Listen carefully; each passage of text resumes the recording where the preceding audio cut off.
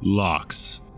Remember, boys and girls, diary is for sugar and spice, journal is for whiskey and dice. In other words, I sure as hell don't want my last dying message leaving me looking like I got rosy cheeks and an ass full of soft cotton.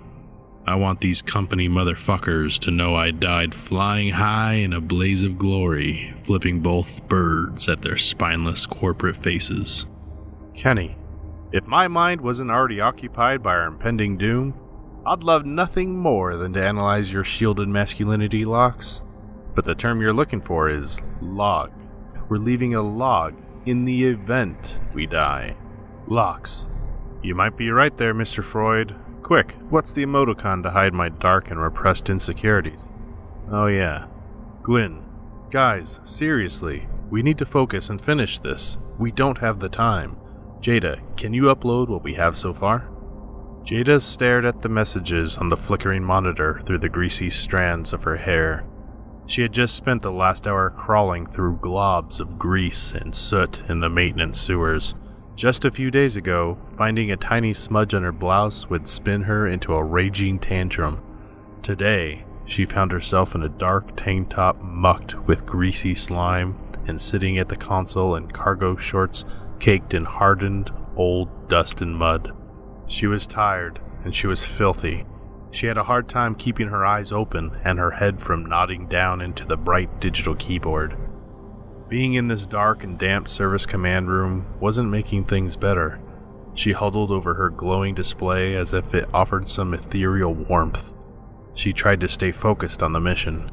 She has to stop the nods. She must save her race. It was just her now. With a little focus and a little luck, she might be able to save her friends too. Well, what was left of her friends anyway. Now a habit of comfort, she turned her weak neck toward the disembodied heads of her friends, resting on a shelving unit nearby. They were still and motionless, faces frozen in time and lifeless, yet their minds were very much alive and well. As she stared at the severed heads wrapped in a network of hardened wires, she listened to the notifications chiming from the computer console as they carried on their conversation. Every time one of her friends messaged from the console, every time Locks made a crude joke and Glyn cracked back with an insult, she allowed herself to imagine their bodiless faces twitching, winking, or responding with a sneer. She desperately wanted to see her friends, how she remembered them, full of life, cracking jokes, and strengthening the bonds of a shared tragedy. Glyn. Jada, are you okay? Jada snapped out of her daydream and jumped back into the conversation. Her fingers stuck to the keyboard because of the cold dampness in the room. Jada. Sorry, here's what we got so far. We are from the Logos Q4 colony, set orbit around the third moon of Gel, in the Uni Vilcus system. Upon the introduction of a lethal virus, our forefathers began the 3-generational trek back home. Our parents, the second generation, contracted the disease only 2 years before entering our solar system. And that's all we got. There was a long pause in the chat room. Jada knew why. Everyone was reflecting on their parents, probably their last moments together. She was hoping they were reliving better memories than the last she had of her parents. She hated that the memories stapled to the forefront of her mind were of them being sick and weak. She had much more serene and perfect memories of her parents, healthier memories of them happy, holding hands, and enjoying life. Now these memories were replaced with them at their lowest and darkest points of their sickness. She couldn't escape them. She returned to her memories of her parents for the millionth time and relived the beads of sweat on their foreheads, the tremor in their smiles, and their faces with pale skin stretching thin across their skulls. Stay the course, young lady, her father would say across the invisible quarantine field that divided the ship in two, between the sick and the living. It was his signature. Stay the course, young lady. He was a master navigator, and so was his mother before him. To Jada's family, navigation was more than a job. It was the compass to a worthy life and an honor for the family. Stay the course. He cleverly combined navigation principles with life lessons. He used navigation protocols to help with decisions, standards on velocity for help in her physical education, and metaphors and gravitational pull to give advice on dating. Navigation was life. Navigation was the family legacy. They were the navigators for the Multi-Generational Expeditions for Terraforming, or MGET. Jada's father was the chief navigator, and along with her mother, there were 4 generations into the grand expedition to expand humanity to safer regions of the galaxy. Stay the course, young lady. When the disease first began to manifest among the colonies of the ship, it didn't take long to realize that the age of the victim was a factor. It only affected those well past puberty, usually 17 years old or older. Once the diagnosis was uncovered, it was undoubtedly a death sentence. Generally, the patient only had a month to live after they were diagnosed. Eventually, inevitably, every adult became infected and faced death, knowing that they were leaving their children alone on a ship that was to be aimlessly floating in the void of space. Youth education and training doubled aboard the MGET spacecraft. They moved the teaching instruments and classroom displays from the education wing to the middle corridor right at the division of the ship, and as close to the quarantine field as they could. They made do with what they had. Instead of student desks, they pulled in chairs from the rec room. In place of smart whiteboards and tablets, they created makeshift pens and pulled thin insulation from between the ship's walls to use for paper. Jada's class, which used to be the cliché teenage experience of fashion parades and cliques, was now sober with terror, loneliness, and desperation. Their parents had no choice but to shove responsibility after overwhelming responsibility into their helpless lives. Those days were like a pressure cooker without any sign of a release valve. The things these kids needed to learn in a handful of time with no experience was nearly impossible. But with every lesson, with every test passed, their parents felt that their children's chance of survival was growing inch by inch. The teenagers' eyes glazed over as they watched their withering parents show presentations and demonstrations. Often parents would erupt in anger to remind them what was at stake. Jada learned from both her parents about navigation. Glenn learned the responsibilities of the captain. Kenny was given centuries of medical knowledge in just weeks. Lena learned security and strategic combat. Lox, the lucky one, already knew more about the ship's technical and information technology than his father. It was in the last few days that snuffed out what was left of Jada's childhood. "Mom, where's Dad?" Jada looked over her mother's shoulder as she weakly scooted her way toward the quarantine field. The quarantine field buzzed as her mother approached. Jada looked into her mother's teary eyes. "He's coming, dear, just a little more tired than usual." She focused her strength to give Jada the most enthusiastic smile she could force. "He was probably up late last night, worried about you." Jada saw her father come around the polished steel corner just as he did every day. He gave a wink and a playful grin. Girl of beauty, girl sublime. He was normally a champ at helping her forget about their borrowed time together, but today something was wrong. It was in his trembling voice. He stopped at the invisible wall between them and shook uncontrollably. "So proud of you, sweetheart." Jada saw fear in his eyes for the first time in her life. "I love you, Dad," Jada sputtered. She noticed her mother holding her father under his left shoulder.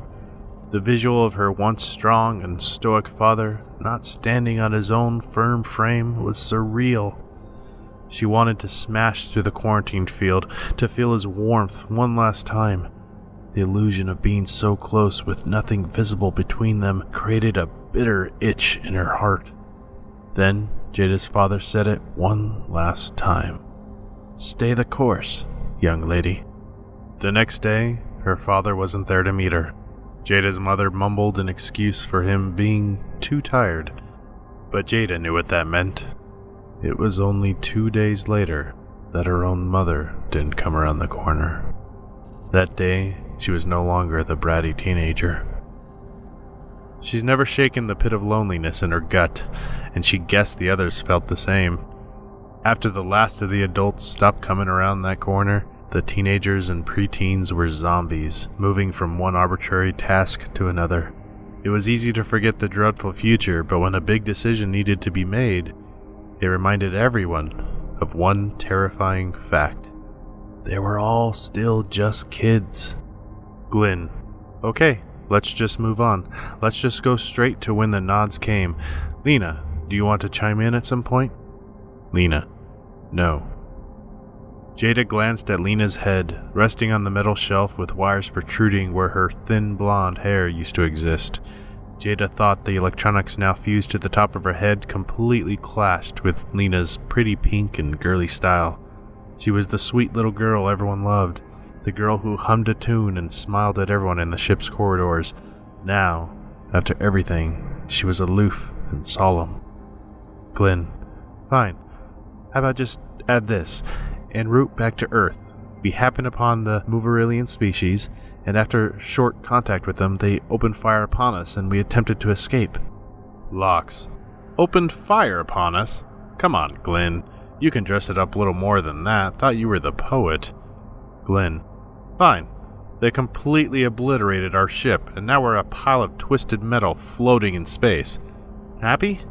The point is, we need to explain why we were under pressure to make the decisions we did. Why we're bringing the nods back to Earth with us. Kenny.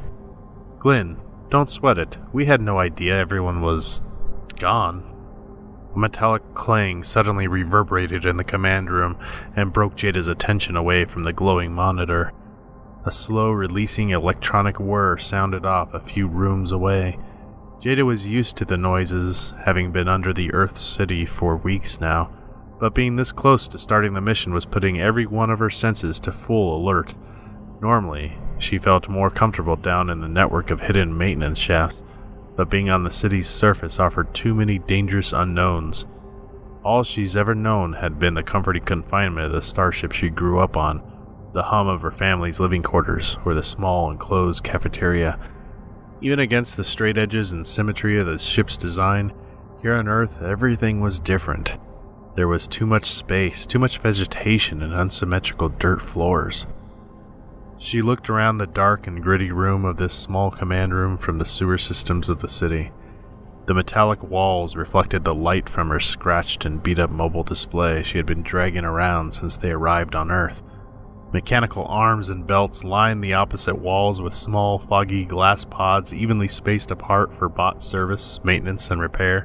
The equipment looked as if it hadn't been used in years, and it surely hasn't. Next to the pods stood her friend's cybernetic body prosthesis, torn apart, burned and shredded from skirmishes and battles with the nods. The nods had attacked them. They had used them. They had killed her friends, sometimes individually, sometimes in large numbers. Kids. They were only kids. The Moverilian race were nicknamed Nods because of the way their heads bobbed and nodded up and down as they walked, or as they pounced. When the first colony from Earth encountered the Moverilians, it was very confusing for the colonists. The Moverilians resembled something like mechanical snails or metallic-encased octopi. Each time they've been witnessed, they looked different, upgrading their exoskeleton suits into some kind of humanoid half-species. They were understood to be some kind of mechanical shapeshifters. They were able to communicate with new species by mimicking their biology through their malleable bodies and mechanical suits. They could never make a perfect match with a species because of their need for a specialized ventilation system. In meeting with humans for the first time, their humanoid heads were part of the mechanical ventilation system, bobbing up and down as if nodding in forever agreement. It was understood that the nods came from a planet with a rare, enclosed ecosphere coddling their development. So instead of Mother Nature forming creatures of hard, protective skin, she babied them into developing soft tissue, nearly vaporous, easily destroyed by the slightest difference in their environment. So as they grew in intelligence, they encased themselves in heavy, mechanical oversuits, more versatile and stronger than anything humans could compete with. They were largely regarded as apathetic and unconcerned with humans. There were rumors of nods interfering with colonists far from the protection or surveillance of Earth, but nothing was ever confirmed. Those rumors, however, quickly became a reality to Glynn and his young crew on their return home. Lox. I wouldn't say everyone was gone. They didn't go anywhere. Lox referred to the fact that by the time they reached Earth, every man, woman, and child had gone into some kind of hibernation status, and it was still a mystery as to why. Reasons not appropriate to relate, the automated welcome message declared as they entered orbit around the Earth. That was the big mystery they did not have the time to crack. A deep rumble lowered from the city's surface and permeated through the maintenance room. They've started. Jada hopped back onto the keyboard and raced her fingers across the keys to alert her digitized friends. Jada. Guys, I think they started, and there's no more time. Whether you like it or not, this is what we're going with. Okay. After our parents and all adults passed away en route back to Earth, the Moveralians attacked our ship, killing crew and colonists. Unsure and without adult direction, the remaining crew members continued to Earth despite the Moveralians being in pursuit. On arrival, we had hoped to be protected by Earth's military, but instead, we received the message that all of Earth had undergone a mass hibernation. In the short time we've had before the Moveralians arrived, attempts were made to find means to awaken key personnel, but without proper understanding of the hibernation process, those individual lives were extinguished. We are terribly sorry and offer our sincerest apologies and debt to the families of Val Yorlin and Horace Rhodes. After recognizing the planet's vulnerable state, the Moveralians breached Earth's planetary security and began excavating the energy centers of the city. They are sapping the Earth's energy dry, forcing many hibernation sectors' life support systems to shut down, resulting in thousands of lives being deactivated. We've been making our best attempts to thwart their plans, but we only momentarily slow down their efforts. However, we've discovered the cybernetic prosthesis factories on the third day, and most of us, without finding any means to fight the Moveralians, found it necessary to fully replace our biological bodies with these security cybernetic battle frames. Jada paused from her feverish typing. She turned back toward her friends again, the grotesque line of heads neatly resting on the shelf. She reflected back on the first of her friends to trade in his body for the battle frame. Of course, it was Lox, with his projections of masculinity and bad boy attitude. They were in the Clone Cybernetics facility, a factory to generate clone-driven cyborgs. The inhabitants of Earth had hoped to create a small army by engineering and growing sentient clones and replacing their bodies with hardened machines of war. For the kids, there was no time to grow a clone, let alone to raise it and train it for combat. They were desperate to move quickly, and in that desperation, Lox offered his body for processing.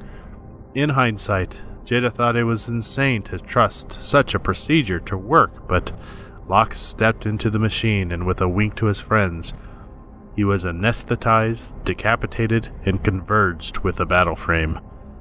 He was fully equipped with a range of kick-ass, high-tech weapons and maneuvering protocols to be the perfect killing machine. They all held each other, cheering and crying as he kicked the holy hell out of the first wave of nods surrounding the compound. When he returned to their relief, he was still Lox, throwing wisecracks just as easily as he breathed. Well, technically, he didn't breathe anymore, but received oxygen to his brain cavity intravenously through micro-hydraulic pumps. But the principle was still the same. But over time, things began to change. His speech lost its warmth to cold calculation. His wisecracks became less coherent and rambling. It was as if he was slowly being replaced by a bad digital copy of himself. He was predictable, using the same terms over and over. He was a generic off-brand of Lox, and over time, the way he talked to his friends became pointless, like a song played over and over. They considered Lox dead, passed on to the great unknown, until one day, Kenny found him. While attempting to reverse engineer what the cybernetic prosthetic was doing to Lox and auditing a rudimentary chat software, a text box appeared on Kenny's interface. "I feel violated. Only one man can violate me. Kenny, is that you?" They all screamed in joy. Lox was still there, and for the first time there was real hope. If they could only find a way to awaken the Earth, defeat the Nods, and reverse the cybernetics procedure, maybe, just maybe, they have a chance to get their old friend back. The pressure of the mover aliens increased. They sent more armies and more war machines. Lox's battle frame wasn't enough to protect them. One by one, Jada's friends had no choice but to convert themselves into security bots with their own battle frames. Although Glenn was always the first to offer his head to the machine, the unanimous decision was always made to spare the captain. That is, until it was just Glenn and Jada left. They spent a good deal of time alone together, Glenn and Jada. In a selfish way, Jada was glad to have the time with Glenn to herself, away from the others. Although most of the time was spent strategizing the mission to save humanity, there were moments, those quiet nights, when he held her so close that she could sink down into the warmth, forget about the fear, the danger, and the guilt. She could feel the security of family once again, that even those illusions would eventually be taken away from her. Like the others, eventually the need for Glenn's head came, and he offered it without reservation, turning into another cold, disembodied head on the shelf. Jada, we've been hiding in the subways and underground sewers for months, and we're running out of time. This final mission is one last effort to destroy some of the Mover Aliens' principal energy collection technology. If we succeed, we bought Earth 3 months before they can send more resources. Our only hope is that we can wake up the rest of the planet in that time. If we fail, then we have been honored and humbled to lay down with our fallen comrades and accompany them in everlasting sleep. We pray that we can find forgiveness from you, our brothers and sisters. The last crew of the 17th Voyager of MGET, Logos Q4 Colony. Jada sat back and let the world flood back in. Her body cramped as she stretched out, releasing tension from her body that was unconsciously holding. She waited for her friend's response. Lox, kinda depressing at the end, don't you think? Kenny, your life is depressing, Lox. Jada, I think it's perfect. Glenn, beautiful. You always were the writer, Jada. This is great. Lena, I concur. Glenn, then that's that. This is what we're going with. Jada, add it to the notify queue. Okay, everyone. Are we ready? Kenny, ready. Lena, so optimistic. Lox, Lena is hot. Okay, I said my last words. Now I'm ready to die. Jada, I'm ready. Glenn, okay, Jada, suit us up. Leave me for last, okay? Jada, okay.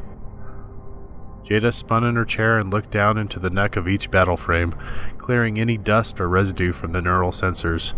Then, one by one, she disconnected her friends from her mobile display and slipped their heads into place at the neck base of the body prosthesis. It finished with a loud click that echoed in the small room. Each of her friends booted quickly, and physical system checks were successful. She returned to the display and found Glenn's message waiting for her. Glenn, let me know when you're done with them. She sat back down at the console as the suits in the room took charge of her friends' minds and waited indifferently for her first command. Jada, they're all booted up. Glenn, hey, I just wanted to let you know that you're not alone in this. Jada, I know. You guys are with me. Glenn, yeah, well, we kind of are, and we're kind of not. I just wanted to say that if something happens, we are here, you know? Jada, yeah, I know. Thank you. Glenn, we will keep you safe. Jada, I know. Glenn, you're great, Jada. Jada blushed like a teenager again. At the same time, an anchor of sadness pushed down deep into her stomach. Jada, you are, too. Glenn, plug me in. Jada fastened Glenn's head onto his body prosthesis. She waited for it to boot as she picked up her pack filled with makeshift explosives and a few scraps of food and supplies. She dragged the pack over her shoulders and let out a sigh. Follow me to the surface elevator, she commanded the battle frames. They whirred to life and stayed close behind as Jada entered the industrial elevator. It squealed as it lifted them toward the maddening electric circus of the topside world. Jada imagined the Earth City had once been a bustling city, alive with hurrying employees rushing to their jobs, shoppers crowding the sidewalks, and the constant hum of 1,000 conversations all happening at once all over the city. Now, the only population on Earth were soulless atomic service robots, abandoned stores, and Jada and her friends. Every time Jada rose to the surface, she could hear her father's voice. "Stay the course, young lady." This time, staying the course meant she had to change who she was. She was no longer the Sunshine Colony princess, but a guardian of Earth. She was a soldier. She raised her dirty hands and felt the grease from the sewers matting her hair. No, not a soldier. A soldier could stand a chance against an enemy. A soldier has training, a means to fight. No, she was just a rat in the city sewers. But once more this rat will poke her head from the underworld and hold off extermination one last time.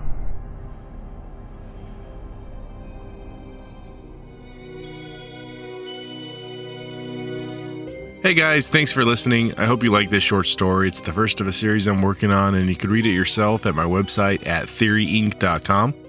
And please subscribe. This channel is going to be dedicated to awakening your pondering mind with short stories like the one you listen to, but also fun explainer videos and a live podcast to deep dive into all sorts of topics like the nature of consciousness, artificial intelligence, conspiracy theories, and so much more. Oh man, this is the very beginning of a lot of fun. So thanks again, guys, and I hope to see you soon.